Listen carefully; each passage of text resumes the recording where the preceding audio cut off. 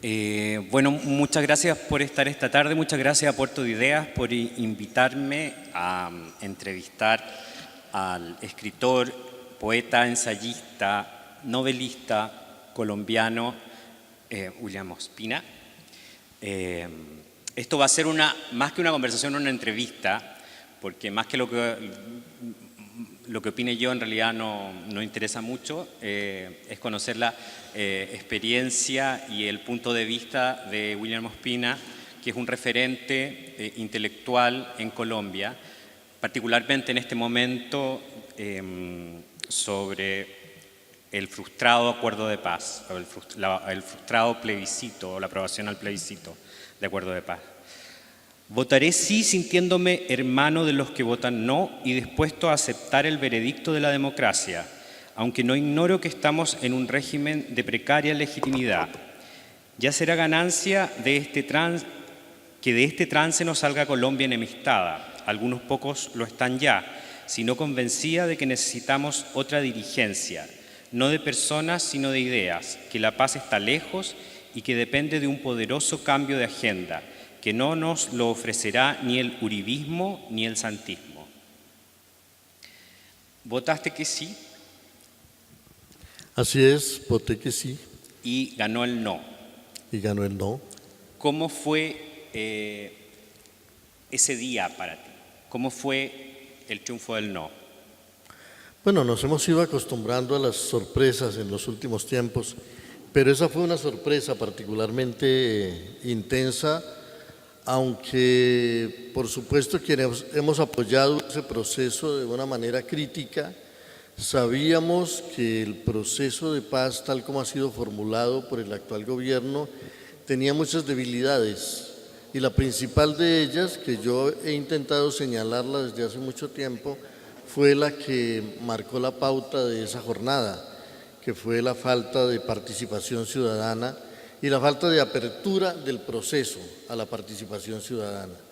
A mí me parece que si el gobierno sabía que ese acuerdo tenía que ser refrendado por la opinión pública, tenía que haber hecho un esfuerzo muy grande por compartir desde el comienzo el proceso con la comunidad, por involucrar a la ciudadanía en lo que se pactaba y también en darle a la gente una conciencia más nítida de qué iba a ganar ella con la aprobación de esos acuerdos. Porque si no se hacía así, y yo sentía ese vacío permanentemente, iba a ocurrir lo que desafortunadamente ocurrió. Un proceso de paz que se le propone a un país y al que el 80% de la población le da la espalda, no es un proceso de paz muy convincente. Hasta acá la noticia del no al plebiscito llegó acompañada como de una especie de análisis que decía que Colombia se partía en dos, más o menos lo mismo que pasó en Estados Unidos hace poco, y con un mapa donde se veía un centro de un color y unos bordes de otro color, un quiebre geográfico, demográfico, no sé si de clase. ¿Cómo lo ves tú? ¿Coincides con ese diagnóstico? Bueno, no, es que yo lo que sentí inmediatamente es que tanto el sí como el no, que pretendían repartirse el país, son bastante minoritarios, ¿no? Y ni con los 6 millones que votaron por el sí, ni con los 6 y un poco más que votaron por el no, se puede verdaderamente representar un país de 50 millones de habitantes. En esa medida, yo siento que la vieja tradición de la dirigencia colombiana, que consiste en tomar decisiones al margen de la gente, a veces a espaldas de la gente, y considerando a la gente solo como un testigo que tiene que aprobar las cosas al final, pero no como un partícipe de los acontecimientos, es lo que ha vuelto a marcar estas jornadas colombianas. ¿Quienes votaron no votaron en contra de la paz o en contra de un acuerdo en particular? Yo creo que no votaron ni contra la paz ni contra un acuerdo en particular. Votaron contra el gobierno y contra la guerrilla, ¿no? Este era un acuerdo entre el gobierno y la guerrilla pero desafortunadamente tanto el gobierno como la guerrilla tienen muy baja popularidad en Colombia en este momento. Entonces, si no fuera porque la guerrilla tiene bajísima popularidad, el gobierno estaría rivalizando con ella en quien tiene menos popularidad en el país. Y es precisamente por eso, por lo que un acuerdo entre ambos, si no lograba tener un ingrediente de participación popular y de entusiasmo popular. Ahora, yo estoy convencido de que el acuerdo es necesario, estoy convencido de que un conflicto de 50 años como el que ha vivido Colombia o más, solo puede resolverse por la vía de una negociación política. En esa medida yo nunca he estado de acuerdo con Álvaro Uribe, que sostiene que a la guerrilla se la puede derrotar militarmente, se la puede reducir, se la puede arrinconar, pero la negociación es necesaria. Lo que me parece asombroso es que quienes tomen la decisión de hacer esa negociación, de quienes opten por la paz negociada, le tengan tanto miedo al pueblo, a la comunidad, que no quieran vincular a la comunidad en el proceso y que quieran hacer que el proceso de paz se diseñe solo desde una perspectiva técnica, un poco burocrática y un poco elitista, y confían un poco al azar que la comunidad salga a respaldarlos. Es un voto, porque se ha relacionado Brexit, plebiscito en Colombia, Trump, como tres síntomas de un mismo malestar. ¿Tú estás de acuerdo con eso? ¿Lo ves como un patrón, como una respuesta contra el establishment en distintos países, en distintas sociedades? Bueno, un poco podría ser, aunque cada fenómeno de esos participa de una dinámica interna tan distinta que sería difícil asimilarlos plenamente sin cometer arbitrariedades. ¿Tú o tu familia fueron afectados por la violencia política en Colombia? Sí, desde la violencia política en Colombia es muy antigua y Colombia, digamos que ha vivido, si no sometida a la violencia, por lo menos perturbada por la violencia, desde antes de la muerte de Jorge Eliezer Gaitán, el caudillo liberal, en el año 48. Ya poco antes de su asesinato, Gaitán había convocado a una gran marcha que se llamó la Marcha del Silencio, creo que fue en el año 47, para denunciar la violencia que el país padecía. O sea, era una violencia que venía desde finales de los años 30 y que se caracterizaba por ser una violencia apadrinada por las élites políticas, digamos que fortalecida por la prédica de los partidos políticos. Y después de la muerte de Gaitán hubo una guerra civil a la que llamamos genéricamente la violencia, que marcó, digamos, muy desalentadoramente las décadas siguientes. Yo nací en esos tiempos, ¿no? Fue una imprudencia, yo lo sé, pero nací en esos tiempos en Colombia y nací en esos tiempos en la zona más violenta del país, que era la región del Tolima y la región del norte del Tolima. Y pude, si no ver, porque afortunadamente mis padres hacían lo posible porque yo no fuera testigo de hechos terribles, sí sentía el clima de tensión, de zozobra y oía las historias, porque los niños lo oyen todo. Yo oía las historias que se contaban y yo recuerdo a mis 7 años preguntándome cuándo se iría a acabar ese horror. Se entiende que es muy desalentador que 50 años después o más, ¿no?, uno esté todavía preguntándose cuándo va a terminar la violencia. Hay una frase tuya que dice: todos los discursos de poder son tramposos, pero solo los discursos del poder alcanzan efectivamente a la muchedumbre. Me gustaría que me explicaras esa palabra. ¿La muchedumbre lo podríamos entender como los ciudadanos o hay una idea de muchedumbre distinta? Yo creo que sí, la muchedumbre en términos casi que matemáticos, ¿no? La mucha gente. ¿Y cuál fue la trampa que no alcanzó a la muchedumbre entonces? Perdóname, yo leo el texto, por favor.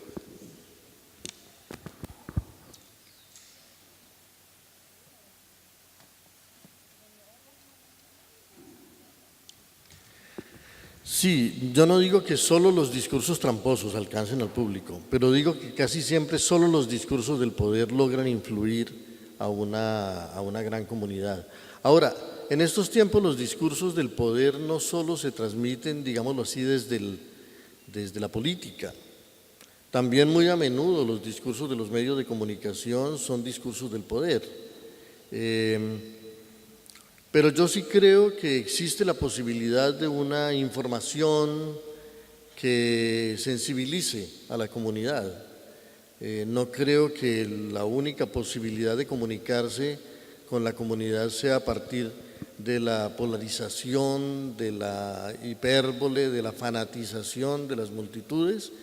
Y creo que si en algo tienen que avanzar nuestras sociedades, esa es la posibilidad de crear, de construir ciudadanías maduras para entender las propuestas, para debatir sobre ellas sin que se tenga que recurrir a los énfasis de la oratoria y a los énfasis del apasionamiento político que durante tanto tiempo fueron los instrumentos en todo el continente y tal vez en el mundo de la política. Hay algo que siempre me ha llamado la atención, que es el lenguaje de los colombianos, el acento, la forma de hablar, el uso del idioma, que me parece tremendamente gentil o son acogedores. He tenido que viajar 2 veces a Colombia y en ocasiones es como si estuviera como en la colonia, en la forma de tratar. Por un lado eso, que resulta hay una formalidad, y por otro lado la constatación de una violencia cotidiana. ¿Hay un quiebre en eso? ¿Hay una naturalización de la violencia? ¿Cómo se vive cotidianamente? Bueno, para los colombianos, yo sé que para todos los pueblos, pero para los colombianos de una manera particular, el lenguaje es algo muy importante.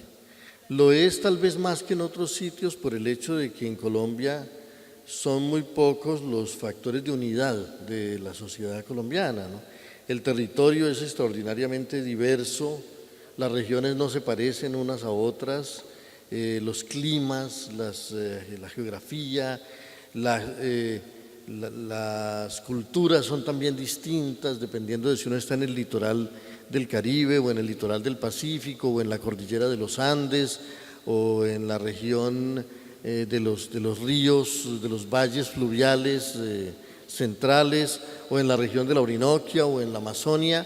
Siempre hay grandes diferencias y a lo largo de la historia no fue posible construir un relato unificador de toda esa diversidad, ¿no? La principal característica era y sigue siendo la diversidad, pero ni la geografía, ni el elemento racial, ni casi el elemento cultural permitían formular como esa ilusión de identidad. Y entonces fue la lengua la que siempre unificó al país, ¿no?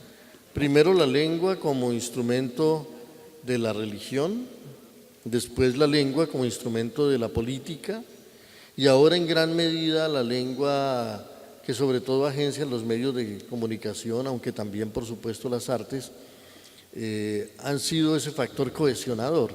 Entonces para los colombianos tal vez por eso el lenguaje ha sido tan central, ¿no? Si no fuera porque tenemos esa lengua común, casi que nada nos uniría de algún modo, o serían un poco más invisibles los lazos que nos unen. Y tal vez eso explica por qué en el campo de la literatura incluso no ha habido grandes aventuras con el lenguaje, gran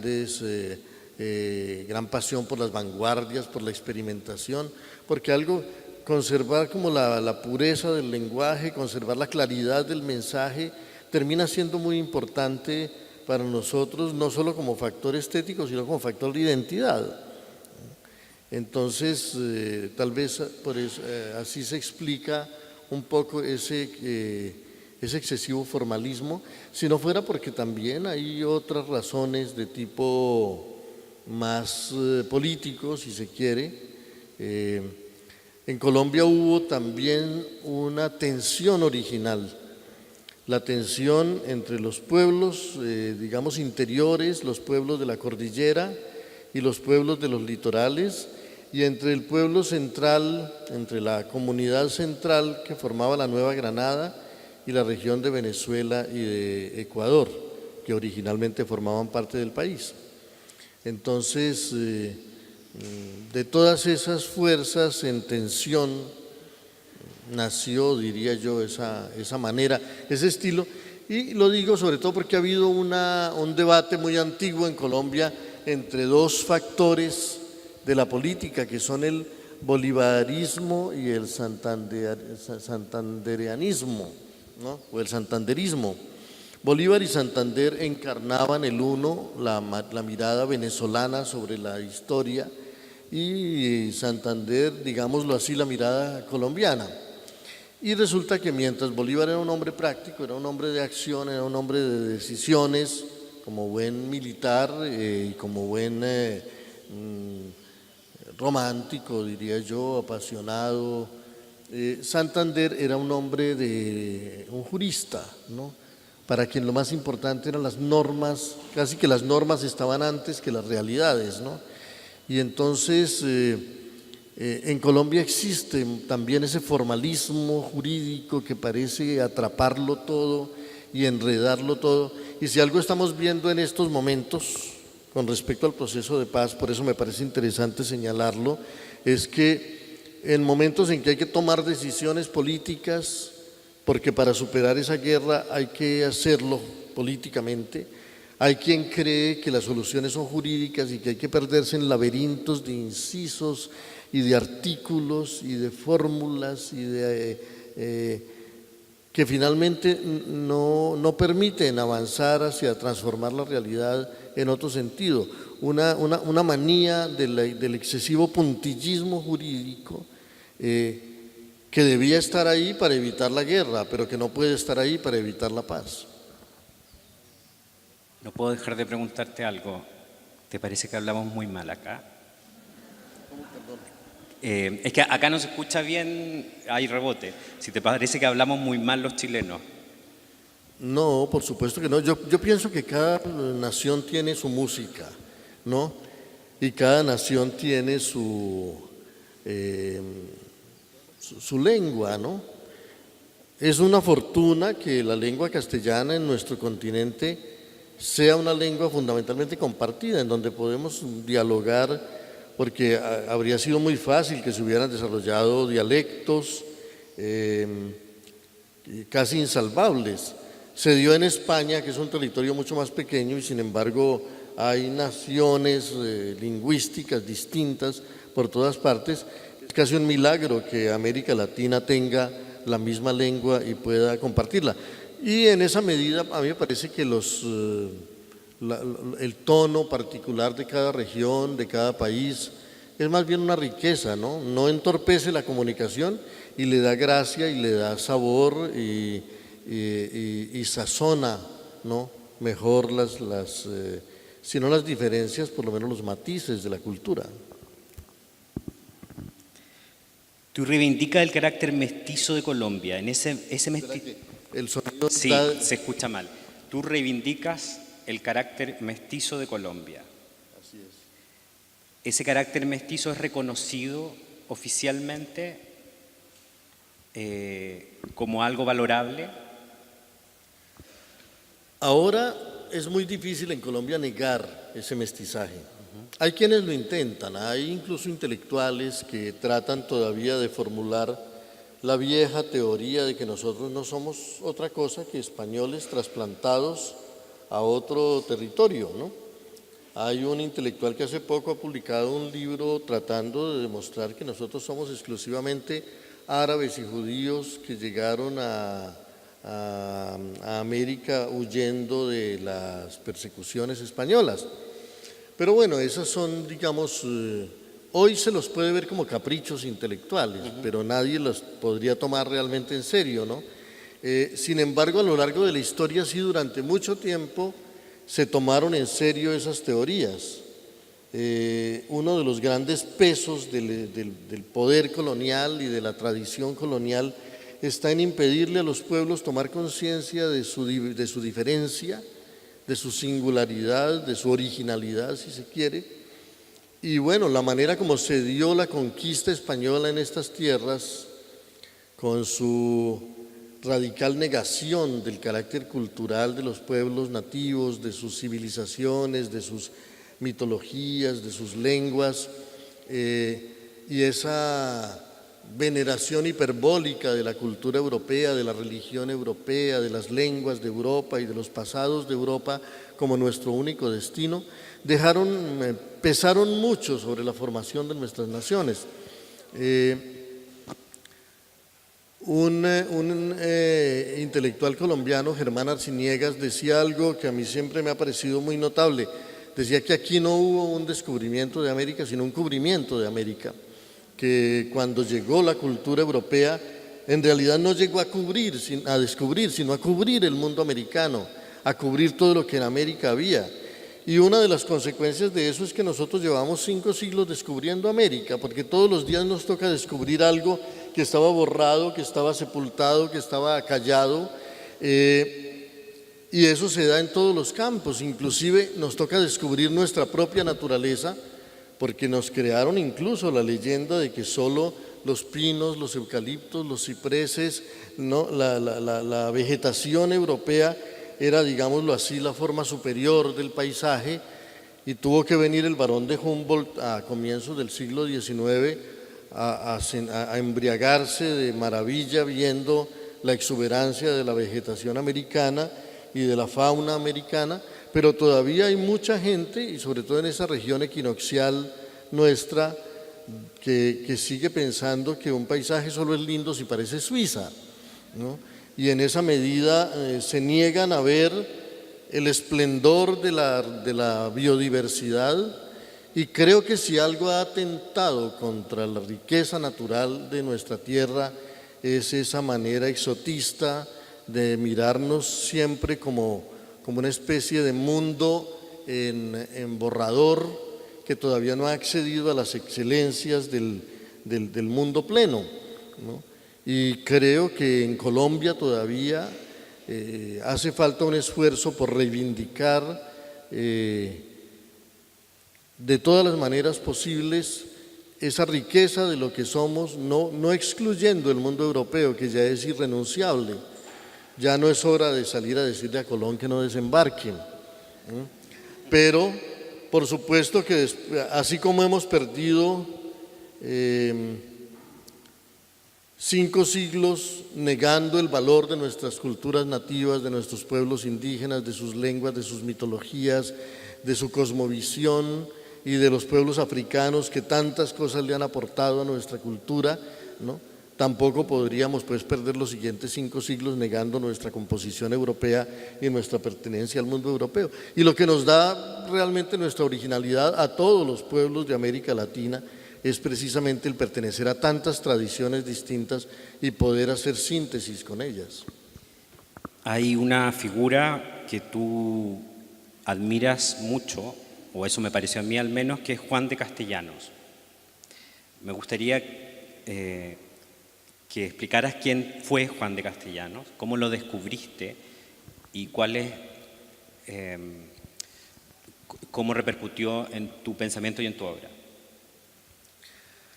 Sí, bueno, yo me decía desde niño, porque algo ya he tenido de relación como con ciertas tradiciones culturales, que qué extraño que la conquista de América no hubiera dejado una gran huella en la poesía, siendo como es el hecho central de la historia del mundo en los últimos siglos, ¿no? El descubrimiento de América y la conquista de América y todo lo que contuvo es un hecho, es una saga épica, asombrosa, y casi que parece una historia de ciencia ficción, o por lo menos una saga de literatura fantástica, porque no hay nada más parecido al descubrimiento y la conquista de otro planeta. dos mitades del mundo que no se habían visto nunca y que habían evolucionado independientemente durante miles y miles de años, se encontraron de pronto, ¿no? Y cada una tenía sus lenguas, sus mitologías, sus religiones, su cosmos, pero desafortunadamente todo se resolvió en un choque demasiado violento y demasiado atroz. Pero yo un día me encontré con la obra de Juan de Castellanos, que era, digamos, un discípulo bastante audaz de Alonso de Ercilla. Ercilla estuvo 3 años en territorio chileno y concibió la idea de que era posible hacer un poema con las cosas que él había visto aquí. Eso era asombroso, porque para los españoles de entonces el mundo americano no era un mundo digno de la épica ni digno de la poesía, era una suerte de submundo, ¿no? Era como llegar más bien a las ciénagas de Calibán, por decirlo de algún modo, y que Ercilla haya visto la posibilidad no solo de contar, sino de cantar este mundo, es algo extraordinario. Juan de Castellanos se nutrió de la aventura de Ercilla, pero llevó, digamos, su aventura más al extremo. Él no quiso hacer un poema épico de corte clásico, ¿no? Ercilla de todas maneras quería satisfacer el gusto de la corte española a la que pertenecía, pero sí tomó la imagen de los pueblos nativos, de los héroes indígenas, y les dio, digámoslo así, un perfil heroico de corte clásico, como de la Eneida de Virgilio, ¿no? Castellanos quiso hacer la crónica de la conquista de la región del Caribe y de la región equinoccial desde los viajes de Colón. Hizo un libro casi infinito, un libro inagotable, interminable, lo escribió durante 40 años en octavas reales,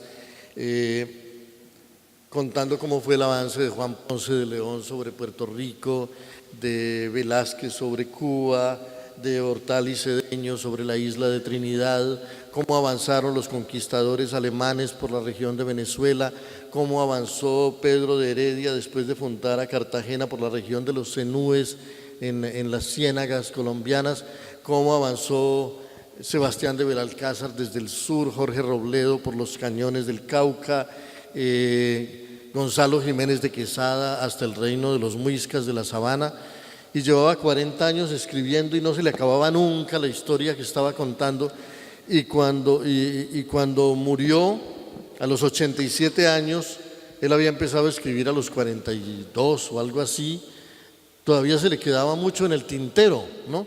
Todavía esperaba tener más tiempo para contar más cosas. Y cuando yo me encontré con ese poema que tenía muy mala fama entre los literatos colombianos tradicionales, al que los poetas consideraban una especie de crónica polvorienta que nadie quería leer, y al que los historiadores consideraban un poema que nadie quería leer, me sorprendió porque me pareció maravilloso todo lo que él contaba y todo lo que él cantaba, y me pareció que era la versión de la conquista que no podía darnos un historiador, porque a los historiadores siempre están atentos solo a ciertas cosas que les parecen importantes en los históricos, mientras que a los poetas les parece importante que un pájaro cante, que un caimán abra la boca. Tú hablas también, o escribes también sobre la incorporación del lenguaje americano en ese poema. Sí, eso fue muy importante, porque la verdad es que cuando llegó aquí la lengua castellana, era una lengua hecha para nombrar un mundo muy distinto del mundo americano. Y curiosamente esa lengua que era tan madura que estaba en vísperas de escribir el Quijote, enmudecía ante América, porque no tenía palabras para nombrar nada de lo que era específicamente americano, ni los árboles, ni los pájaros, ni los climas, ni los pueblos nativos, ni sus costumbres, ni sus regiones. Y Juan de Castellanos sufrió, digamos, esa agonía poética de tener una lengua inmensa, una lengua muy expresiva, y no poder, sin embargo, nombrar ese mundo al que estaba enfrentado. Y entonces él tomó una decisión muy sabia, muy de la sensibilidad del Renacimiento, tomó prestadas palabras de las lenguas indígenas del Caribe y de los Andes para llamar todo lo que no tenía nombre en castellano. Entonces su poema que era un poema en octavas reales, de corte latino, clásico, empezó a llenarse de caimanes, de anacondas, de jaguares, de bohíos, de aguacates, de piñas, de guanábanas, y cuando el poema llegó a España nadie lo entendió. Les parecía que estaba lleno de palabras bárbaras y exóticas que afeaban la sonoridad clásica de la lengua, y además Castellano se tomó la licencia, que hoy yo le agradezco de todo corazón, de llamar a los indios por su nombre, cuando después de la conquista aquí los indígenas perdieron individuación. ¿Quién hizo eso? Un indio, pero nadie volvió a tener nombre propio.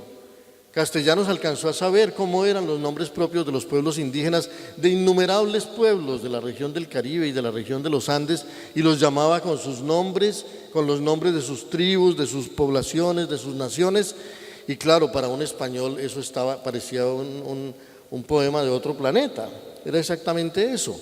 Y entonces nadie quiso aceptar eso como poesía, y creo que han tenido que pasar siglos para que aprendamos a ver en ese poema, digámoslo así, el descubrimiento de un mundo y la inauguración en la lengua de una alianza de los mundos. Y afortunadamente la conquista no se resolvió solo en el terrible genocidio que fueron esas primeras décadas, sino que vino también la cabalgata asombrada de los cronistas y de estos poetas que fueron capaces también de cantar el mundo al que habían llegado. ¿Cómo influyó Juan de Castellano en Ursúa, El País de la Canela y Serpientes sin Ojos, que son tus novelas? Bueno, cuando yo me encontré con Juan de Castellanos, yo me propuse leer el libro. Ni siquiera me propuse ninguna tarea literaria. Ya leer el libro era un trabajo, un desafío enorme, porque es un libro muy extenso. Me propuse leerlo y comentarlo, ir leyendo los versos, ir haciendo una valoración de los versos, porque lo primero que me dije es, yo entiendo que los críticos españoles no hayan sido capaces de apreciar el valor poético de esta obra, porque había muchos desafíos mentales allí que era difícil superar, y porque ellos en todas esas palabras no ven un significado, ven sonoridades vacías. Pero no entiendo que nuestros poetas americanos no hayan hecho la valoración de esta obra, porque aquí sí sabemos que es una piña y que es una guanábana y que es una anaconda y que es un jaguar, y no podemos descalificar tan olímpicamente una obra que es la fundación en el lenguaje de la poesía de América y de la cultura americana. Entonces me propuse escribir un libro sobre Juan de Castellanos, sobre las elegías de varones ilustres de Indias, y le dediqué casi 10 años a esa lectura y a la escritura de ese libro que se llama Las Auroras de Sangre. Y cuando ya terminé de hacer esa suerte de biografía de Castellanos y esa valoración estética, literaria de su poema, y creía ya haber saldado mi deuda con el siglo XVI, se me ocurrió que a lo mejor yo podría recrear alguno de los episodios que Juan de Castellanos contaba, y el que más me interesó fue el de los primeros viajes al Amazonas. Me dije, ¿por qué no escribir un libro para comparar lo que fue el primer viaje al Amazonas de Orellana en 1541, que fue un viaje de descubrimiento?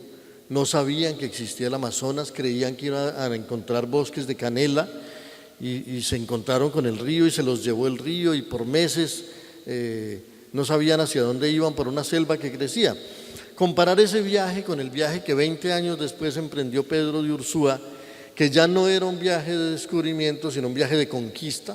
Ya sabían que existía la selva, ya sabían que existía el río, y concibieron muy a la española de aquellos tiempos que eso era posible conquistarlo, que la selva amazónica era susceptible de una conquista, ¿no? Y de una dominación. Entonces, comparar esos dos viajes me interesaba mucho, y así emprendí mi relato, que muy pronto se me fue convirtiendo en 3 novelas más o menos extensas. Ursúa, que es sobre el personaje que habría de vivir esa aventura, El País de la Canela, contando el viaje de Orellana, y Las Serpientes sin Ojos, que cuenta cómo se fue Ursúa 20 años después a repetir el viaje de Orellana. De manera que le debo a Juan de Castellanos el haber hallado esas historias, le debo a Juan de Castellanos el haber hallado hasta cierto punto una manera de contarlas, deteniéndome como lo hacía él en los detalles, en qué hizo el caimán y la canoa y cómo eran las flechas y todo esto. Y cuando yo creía que ya había pagado mi deuda con el siglo XVI, comenzaron los 15 años que le dediqué a escribir esas novelas. Es como, también es una especie como de desandar el camino y reconciliar ese episodio de conquista. Desandar el camino es porque parte con Ursúa en España y hay al menos en las primeras páginas una descripción de ese mundo en España, en el País Vasco. Lo sientes como, después de haberlo escrito, como esa especie como de reencuentro entre lo español y lo indígena. Para mí fue muy importante vivir todo ese proceso porque pues yo por momentos vivía también ese conflicto de qué tanto valor le concedemos a la conquista, qué tanto podemos reconocernos en este mestizaje, qué tanto tenemos que cargar con la culpa de ser nosotros los hijos de los invasores y de los invadidos, y si podremos alguna vez reconciliarnos con nosotros mismos. Claro que a mediados del siglo XIX, Baudelaire, de quien dicen que es el poeta instaurador de la modernidad, escribió en alguna parte como la típica descripción del hombre moderno, del ser humano moderno, un poema en el que dice: yo soy la herida y el cuchillo, la bofetada y la mejilla, yo soy los miembros y la rueda, soy el verdugo y soy la víctima.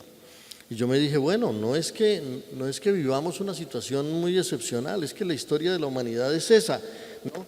Somos herederos de todas las virtudes y de todos los horrores de la humanidad y no vamos a pasarnos el resto de la historia lacerándonos, aceptémonos como lo que somos en esa complejidad y aprendamos a valorar lo mejor que hay de cada una de esas culturas en nosotros. Así como no podemos decir que todo lo que tuvieron los pueblos nativos indígenas sea valioso y haya que aceptarlo, y entonces hay que mirarlo con una mirada crítica y humana y aceptar lo mejor que hay en ellos, que es mucho. Tampoco podemos decir que lo que llegó de Europa haya sido todo atrocidad y horror. Al fin y al cabo, nuestra cultura aceptó antes de toda teoría esta lengua que hoy nos une continentalmente y todos los pasados que esa lengua contiene, y la mayor parte de la gente de nuestro continente profesa una religión de origen hebreo y griego y romano, y unas instituciones tomadas de la cultura europea y del siglo de las luces y de la ilustración, de manera que ¿por qué no hacer de todo eso nuestro tesoro? Y estas novelas me ayudaron a reconciliarme con toda esa complejidad y a saber que no tenemos que extenuarnos en luchar siempre contra una parte de lo que somos. Tú describes en uno de tus libros, o dices que las guerras de la independencia en América fueron mucho menos sangrientas que las guerras europeas. ¿Qué repercusión tiene eso en la experiencia de la guerra que tenemos en América o la experiencia de los conflictos bélicos? Bueno, yo creo que este continente ha sido un continente admirable en ese sentido, ¿no? Y lo digo desde Colombia, que es tal vez de todos los países el que tiene una experiencia de violencia más acentuada o por lo menos más prolongada, ¿no? Son contadísimas las guerras entre naciones en nuestro continente en los últimos siglos, ¿no? En los 2 siglos que llevamos de independencia, son contadísimas las experiencias de guerras y nunca fueron guerras ni prolongadas ni terribles en víctimas, ¿no? Ha habido desencuentros y ha habido choques, naturalmente, pero a mí me parece que ha sido un continente muy pacífico en términos de lucha entre naciones, y de lucha incluso entre tribus y entre ídolos gentilicios. En cambio, ha sido un continente de mucha violencia entre hermanos, ¿no? Pero casi siempre esa violencia ha tenido como dos factores principales que todavía vale la pena interrogar mucho, ¿no? La política, ¿no? La manipulación de las élites sobre los pueblos para ponerlos a pelear entre sí, siguiendo tal vez el viejo adagio o la vieja consigna de divide y reinarás. Y por otro lado, si no la pobreza, que no creo que necesariamente produzca violencia, sí la desigualdad, que deja un rastro de resentimiento muy grande en los pueblos. La verdad es que la marginalidad, la exclusión y la falta de oportunidades y la falta de una educación generosa se arroja a los pueblos desamparados a toda forma de rapacidad y de conflicto. Y yo diría que buena parte de la violencia que viven pueblos como Colombia no es una violencia ciega ni una violencia inexplicable, sino que tiene perfectamente explicaciones a la luz de un mundo que no respeta a la gente, pero que le pide a la gente respeto, y muy a menudo de un mundo en el que el ciudadano tiene que respetar la ley, pero la ley no respeta al ciudadano. Ese tema, el de la desigualdad,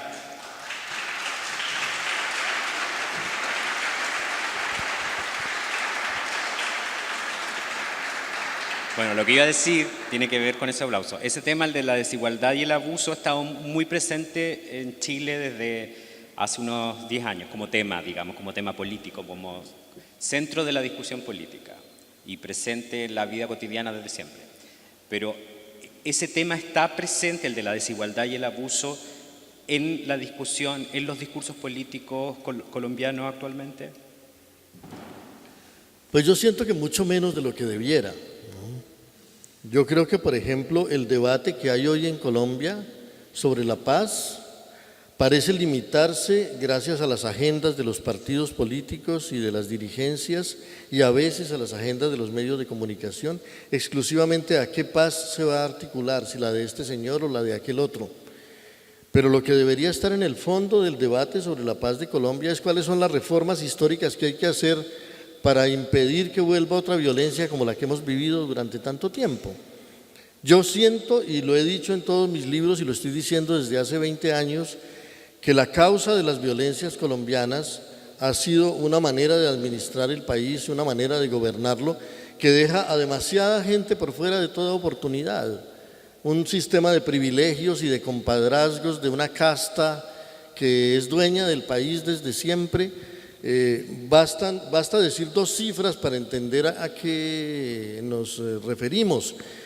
Colombia es un país de 50 millones de habitantes y tiene 30 millones de hectáreas susceptibles de ser aprovechadas económicamente, y la mitad del territorio productivo de Colombia está en manos de 2.500 personas, y la mitad de los depósitos que hay en los bancos está en manos de 2.500 personas.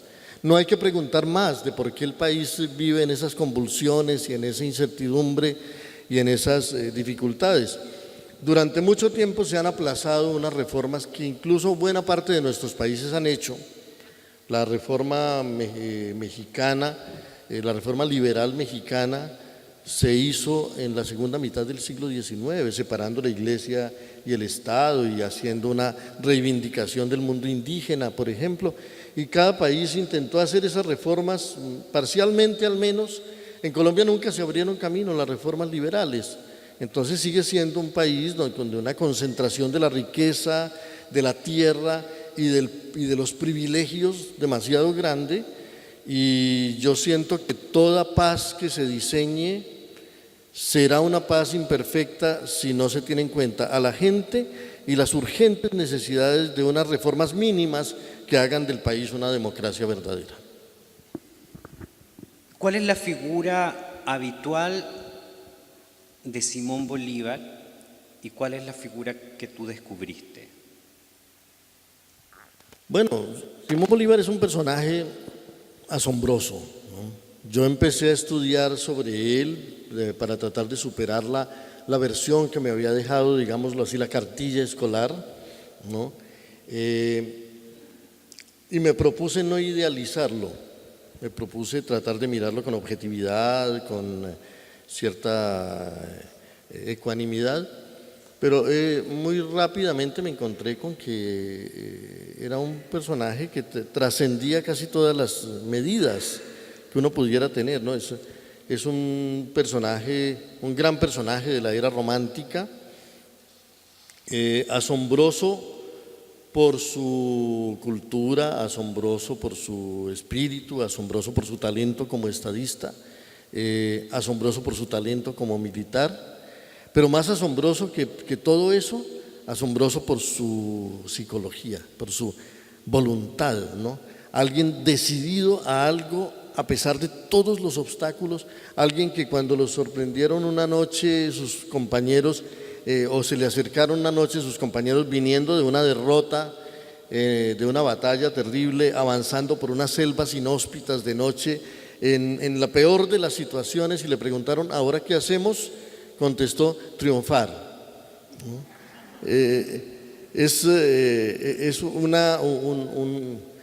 Es tan asombrosa esa fuerza de voluntad que uno entiende que cuando hay alguien así es muy difícil que una causa fracase, ¿no? Y la causa de Bolívar, hubo momentos en que no quedaba sino él. Sin embargo, como quedaba él, la causa renacía de sus cenizas y todo volvía a comenzar.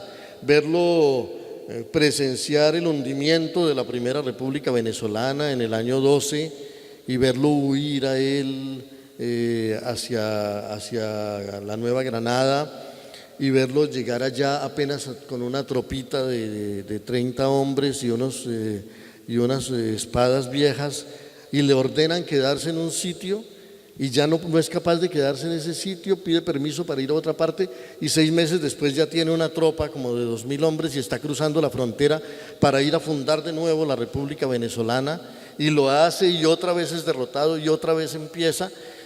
Es decir, su biografía es sin duda una gran novela. Leer un libro como el de Gerhard Masur, que es tal vez la mejor biografía que yo conozco de Bolívar, muestra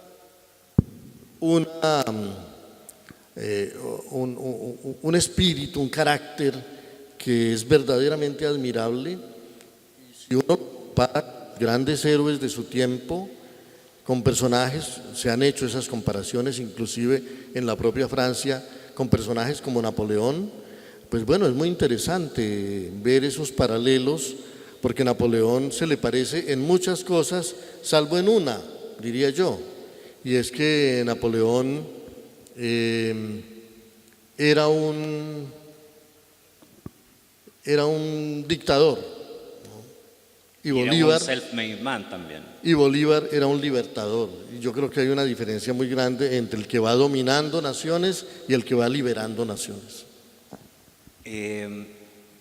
La expresión bolivariano yo creo que cambió en estas 2 décadas de connotación.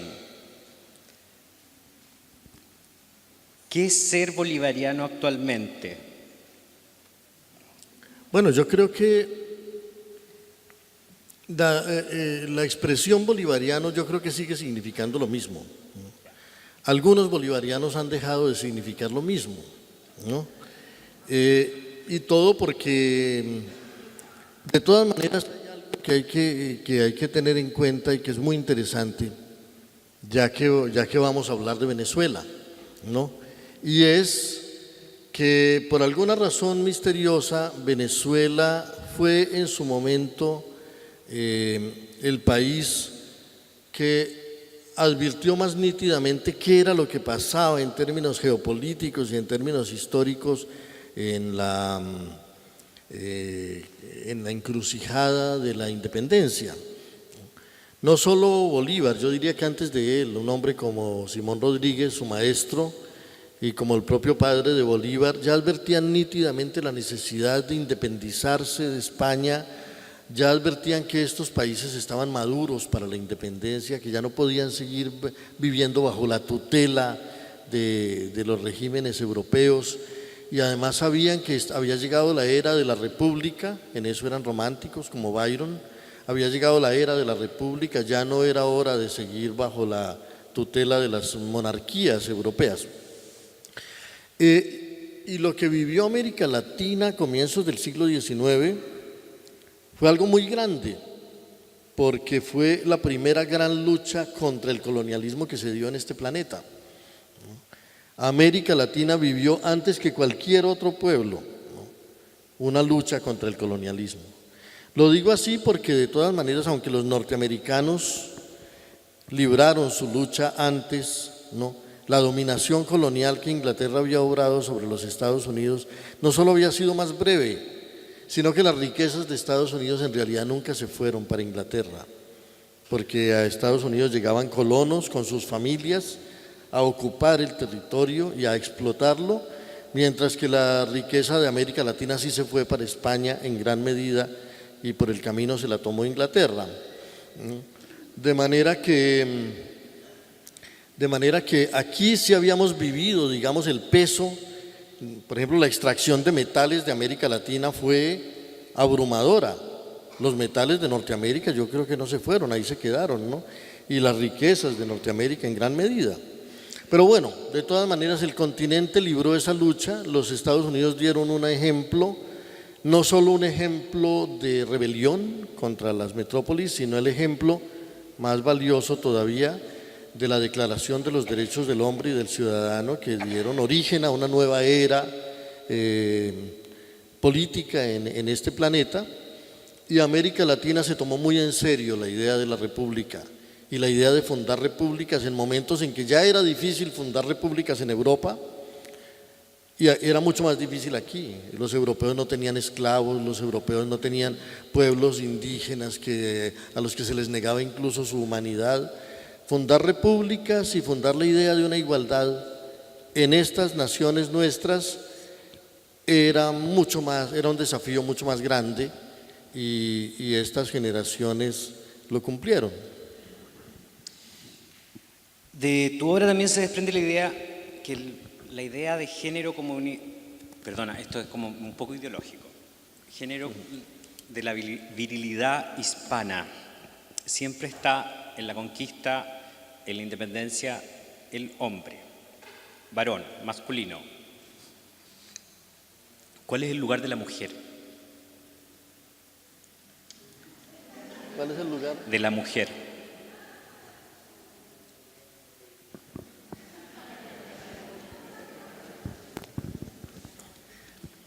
Es una pregunta que está abierta no solo con respecto a la política y no solo con respecto a la vida social, ¿no?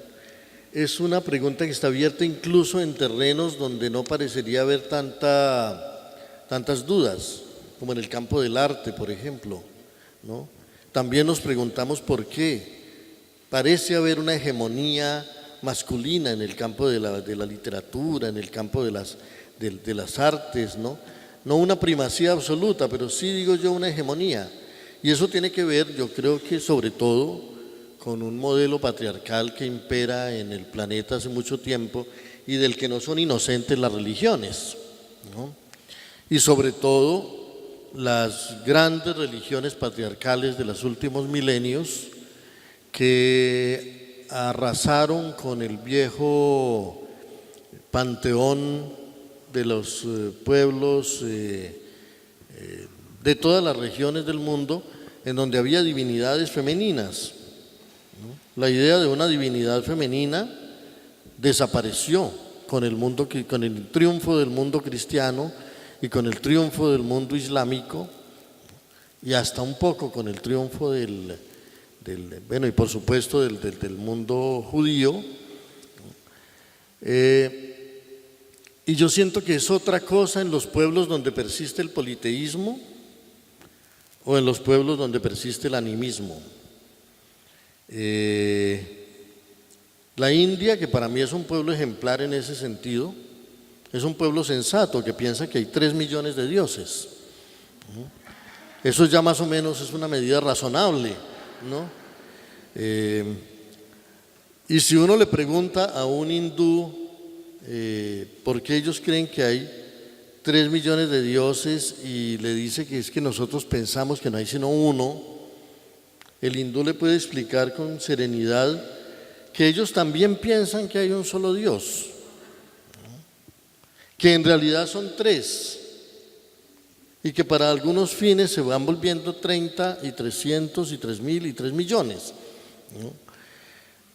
Dicen que si hay un solo Dios, ese Dios es tan inmenso, tan inabarcable, tan luminoso, tan cegador, tan absoluto, que es imposible acercársele siquiera, que es imposible siquiera concebirlo, y que entonces ellos necesitan unas 3 millones de ventanitas para asomarse a la divinidad, ¿no? Para asomarse a las distintas virtudes de la divinidad, a su piedad, a su capacidad de destrucción, a su capacidad de creación, a su capacidad de alimentar, de nutrir, de hospedar, de proteger. Y entonces uno empieza a entender que no es que sean mundos incompatibles, sino maneras de razonar distintas, ¿no? Y maneras de organizar de una manera distinta nuestra percepción del universo. Yo siento que los pueblos politeístas son mucho más respetuosos no digamos de los dos géneros, sino de la pluralidad de géneros que hay en este mundo y de la pluralidad de sensibilidades que hay. Y que hay una deformación de principio que ha hecho que las sociedades patriarcales solo parezcan dejar en el hombre como el protagonismo de un montón de cosas, porque la verdad es que a las mujeres les ha tocado buena parte del trabajo, ¿no? Y a los hombres buena parte de los créditos, ¿no? de la civilización, hasta el punto de que a veces uno se encuentra con familias en las que se le pregunta al marido: ¿usted trabaja? Y él dice: sí, yo trabajo, voy todo el día a la oficina o al empleo o no sé qué cosa. ¿Y su mujer trabaja? No, ella está en la casa, ¿no? Mirando el techo. Y claro, quien está trabajando verdaderamente por lo general es ella. ¿Quién sería una gran colombiana? Si hay un Simón Bolívar, ¿quién sería una libertadora o algo parecido? Bueno, no creo que la cosa se presente en esos términos de equivalencias, ¿no? Es muy posible que las grandes abnegadas heroínas de la independencia hayan sido las mujeres, ¿no? Y es muy probable que parte de su abnegación y de su heroísmo significó que ni siquiera reclamaron el título de libertadoras, que debieron, por supuesto, la labor que debieron cumplir muy ejemplarmente de muchas maneras, ¿no? Pero yo siento que en todos los casos forma parte de los errores del mundo y no digamos solo de nuestra época, un montón de prejuicios que reinan por ahí como verdades inapelables. La de que hay gente importante y hay gente no importante, la de que hay gente con historia y hay gente sin historia, la de que hay gente que es artista y gente que no lo es. Yo creo que todas esas cosas tendremos que revisarlas, porque realmente de ahí no sale nada en términos de civilización.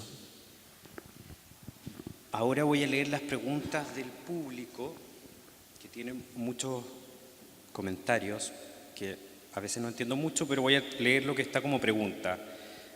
¿Qué piensa usted de los desafíos para recomponer el tejido social colombiano?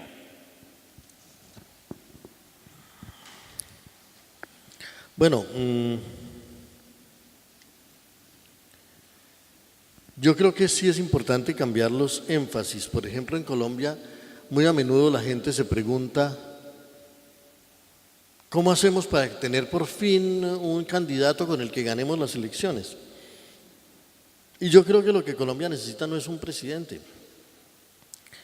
sino una ciudadanía. Una nueva ciudadanía hará que casi sea indiferente quién sea el presidente. Y la idea de que un presidente o una presidenta resuelva los problemas es una idea falsa. Ya en esta época los problemas no los resuelven unos burócratas, ni unos jefes, ni unos señores, ¿no? Y cada vez más ahora, cuando el desafío no es ni siquiera el desafío de cómo se administran unos recursos o cómo se dirigen unas instituciones.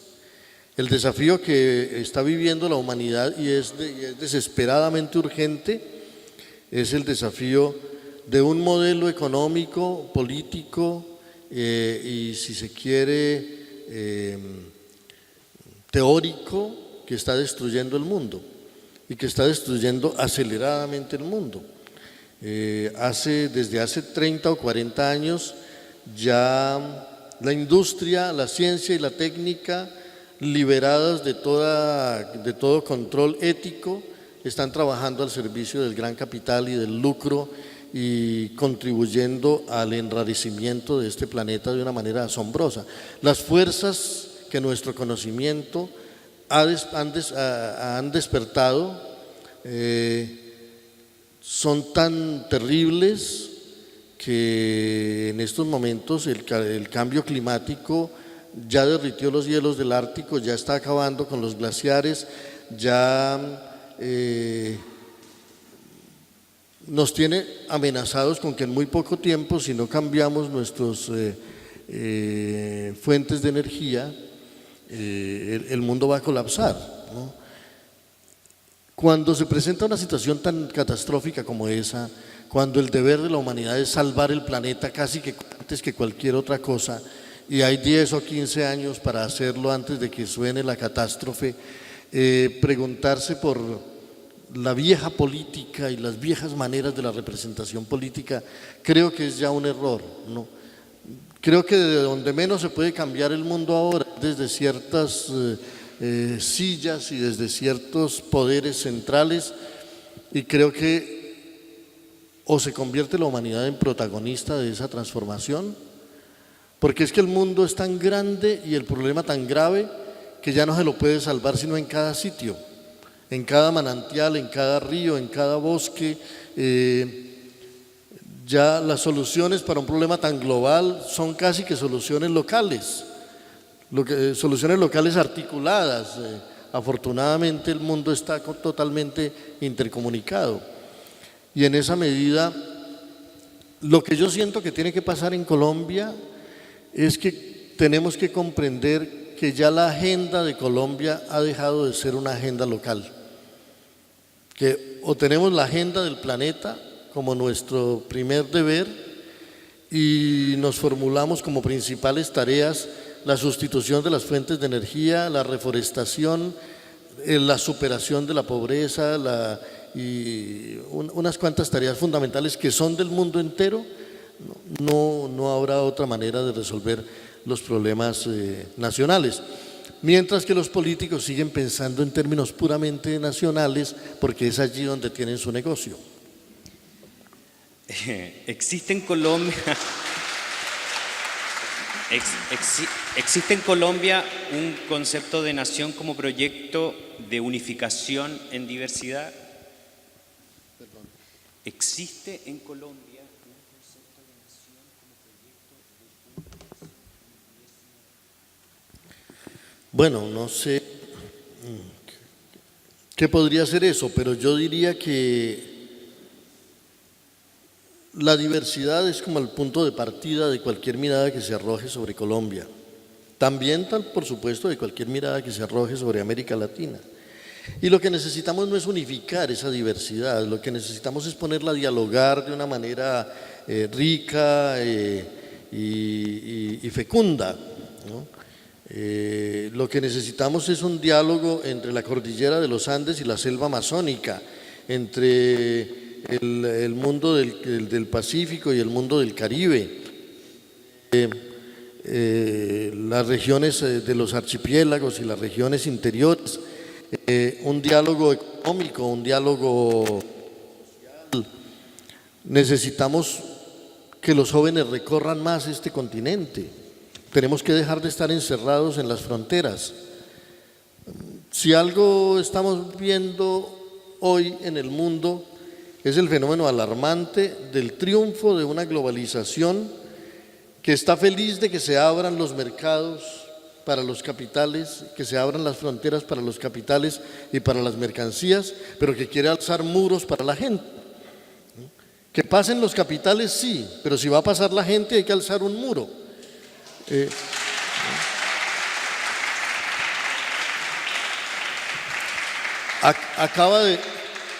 acaba de triunfar en los Estados Unidos esa mirada desesperada de las clases medias que quieren todas las ventajas de la globalización, pero ninguna de sus desventajas, ¿no? Entonces, queremos que nuestras mercancías vayan por el mundo, pero que no llegue ni un solo inmigrante, ¿no? Y entonces, si algo está produciendo el capitalismo hoy, es una inundación de basuras en el mundo, una contaminación global aterradora y un calentamiento de la atmósfera, pero como no quieren dejar de consumir energías fósiles, mejor niegan que haya calentamiento global. Y Donald Trump es el principal negador del calentamiento global hoy en el mundo, gobernando el país que mayor incidencia tiene sobre el calentamiento. Entonces, esas paradojas de nuestra época están como en el orden del día, y yo siento que es la hora de enfrentar esos problemas, y solamente, diría yo, un diálogo múltiple. Creo que los relojes están sincronizados, creo que todos en el mundo entero pertenecemos ya al mismo mundo y a la misma época. Solo falta que empecemos a actuar juntos. A propósito del tema de la actividad, parece ser que el plebiscito en Colombia envolvía un dilema: paz con justicia o paz con impunidad. De ser así, ¿cuál es su opinión al respecto? ¿Se podría alcanzar la paz sin juzgar los crímenes cometidos? Cuando se habla de justicia, casi siempre se habla de castigo y de venganza. Yo siento que es necesaria la justicia, pero yo creo mucho más en la justicia que previene los hechos que en la justicia que los castiga o que los corrige. Yo creo, por ejemplo, que lo que necesita verdaderamente una sociedad como la colombiana es un poco de justicia que impida que ocurran los delitos, que impida que ocurran los crímenes, que le brinde a la gente oportunidades de trabajo, oportunidades de ingresos, oportunidades de educación, oportunidades de salud, que no deje a la gente tan abandonada a su suerte que termine teniendo que recurrir al delito como un instrumento de supervivencia, o que termine teniendo que recurrir a la rebelión como un instrumento para expresarse políticamente. Y entonces ahí sí creo yo en la justicia. Creo en una justicia que previene, una justicia humana, generosa, que crea las condiciones para que el mundo viva en paz, y no una justicia que después de que, un orden que después de que creó las condiciones de injusticia necesarias para que la violencia se diera, piensa que ahora sí es la hora de entrar a castigar, ¿no? Las cárceles están llenas de personas que no tuvieron la oportunidad de comportarse legalmente. No tuvieron el privilegio de tener acceso a esas condiciones mínimas de vida que hacen que no necesite robar o no necesite entrar en conflicto con otros. A mí me gusta mucho recordar los versos del poeta Almafuerte, que son tan desafiantes en términos morales. Él decía: yo desprecié al feliz, al potentado, al honesto, al armónico y al fuerte, porque sentí que les tocó la suerte como a cualquier taur afortunado. Es verdad que en un mundo construido sobre la injusticia es muy fácil que la gente tenga que empeñarse en la ilegalidad y en el delito, y por eso los que ponen tanto el énfasis en los castigos difícilmente van a poder cumplir la tarea. Yo he escrito algunos artículos diciendo que cuando un país ha vivido 50 años de guerra, esa guerra ya no se resuelve en los tribunales. En esa guerra todos delinquieron, todos cometieron atrocidades, todos los bandos se degradaron, porque es imposible que no haya sido así, y que empezar a cobrar deuda por deuda es dedicar los próximos 50 años a ese rencor y a esa vindicta. Y en esa medida un pueblo tiene que darse la oportunidad de pasar la página, de pensar más bien en el futuro y no poner el énfasis en el pasado.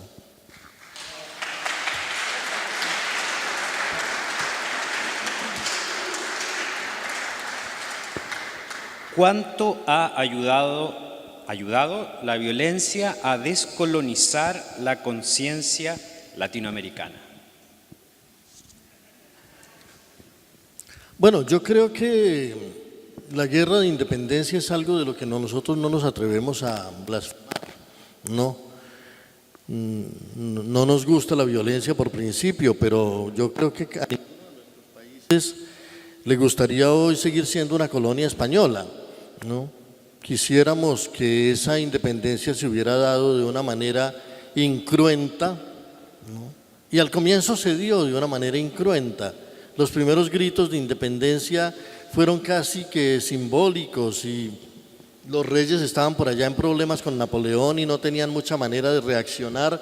Entonces, la primera independencia de nuestros países no fue violenta, ¿no? Pero resulta que España triunfó contra Napoleón, expulsó a Napoleón, el rey volvió al trono y dijo, pero mientras yo estuve preso, dejaron perder las Indias a recuperarlas, y entonces lanzó a las mismas tropas que habían derrotado a Napoleón para que vinieran a reconquistar esto.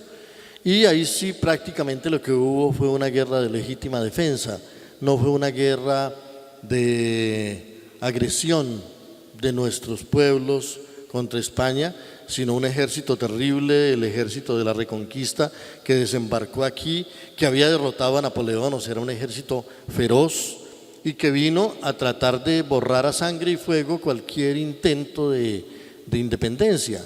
En este año de 1816, hace un siglo, ¿no? El baño de sangre en el continente fue terrible y afortunadamente pues las tropas libertadoras lograron avanzar por el Orinoco y cruzar aquí la cordillera por Mendoza y avanzar hacia el Perú y lograron, digamos que ponerle fin muy pronto a esa aventura de pacificación.